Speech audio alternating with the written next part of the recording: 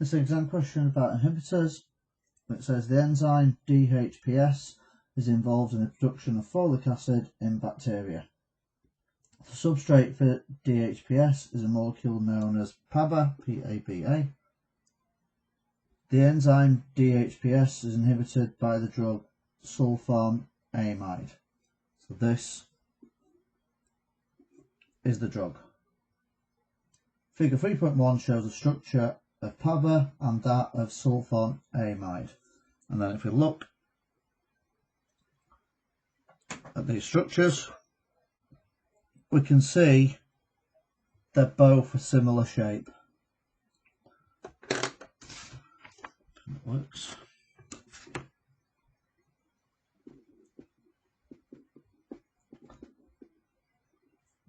The shape is quite clearly similar. Therefore, they're both able to bind to an active site.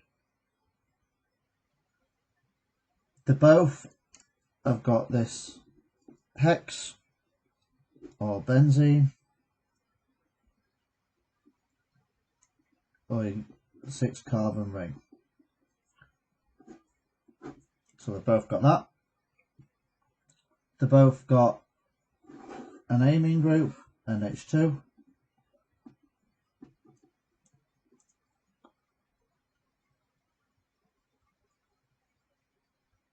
And there's some differences though. So sulfonamide has got sulfur, so that's a difference. The substrate PABA has got COOH, whereas sulfonamide doesn't. Sulfonamide has got 2 amine groups. That's a difference. That's a difference. Alright, whereas PABA has only got 1 amine group.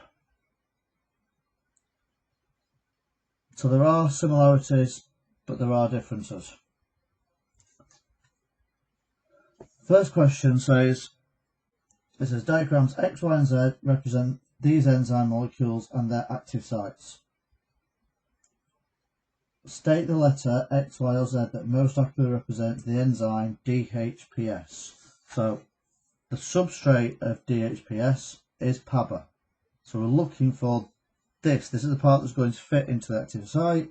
So we want that similar structure, a complementary structure as an active site. So looking at Y, that most definitely is not complementary to this structure on the PABA. If we look at Z, well, we've got this shape. And if we look at PABA, we have got the shape at the end of the PABA, but this part is very long, whereas on PABA, this section is very short. So therefore it's probably not Z. If we look at X, we've got this shape. Alright, so we've got this triangular shape at the end, a small flat bit, and then a hexagon shape to fit in here. And if you look at PABA, that's the part that therefore will be complementary to that enzyme. So a letter that most accurately represents the enzyme is X. Right, the second part of the question says using information in figure 3.1, which is this information which we've just talked through, explain why sulfonamide acts as a competitive inhibitor. So that's important. Competitive means that it will bind to the active site of the enzyme. So we've already said that the substrate, which is PABA, and the inhibitor are similar shapes.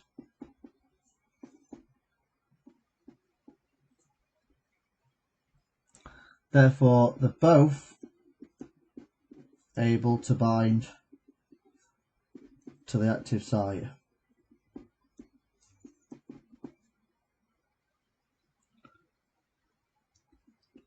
We say that they're both complementary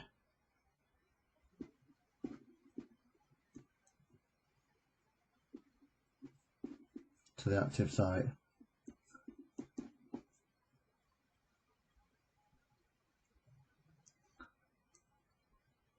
Don't say that they're the same shape. They're certainly not the same shape. They're complementary, they're not the same shape. Right, why are they both similar in shape then? Well, as I said before, they both have a 6-carbon ring. They both have amine and H2.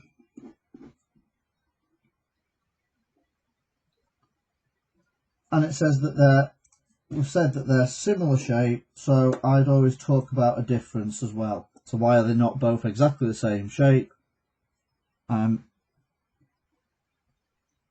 Is because there's differences between PABA and inhibitor. And I'd give an example of that. So only the inhibitor has sulfur. So we identified these differences before. So we've got PABA has sulfur, PABA has 2 amine groups, and PABA doesn't have COOH. So I'll make sure that we're mentioning those. So only inhibitor has sulfur, inhibitor has 2 amine groups, and the inhibitor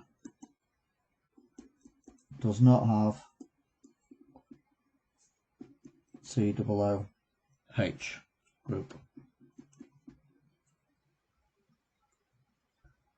Okay,